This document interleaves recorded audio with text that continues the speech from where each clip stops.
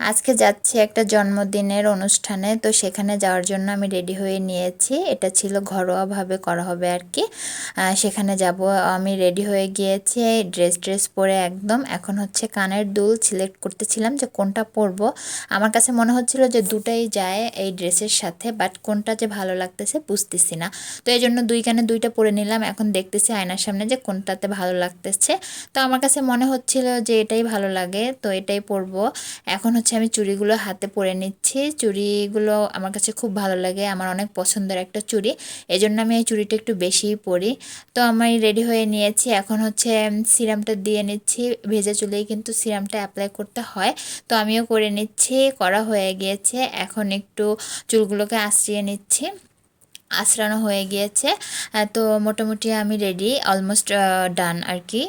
এখন আমি বের হব। তো এখন মনে হলো যে আমি তো টিপ পরিনি, এখন একটা টিপ দিয়ে নিলাম। আমি বেশিরভাগ সময় খয়েরি বা লাল এই টিপগুলোই পরি যে কোনো ড্রেসের সাথে। আমার কাছে এই কালারটাই ভালো লাগে টিপ পরতে।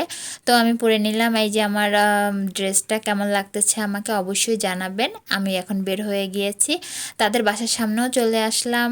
আল্লাহ হাফেজ।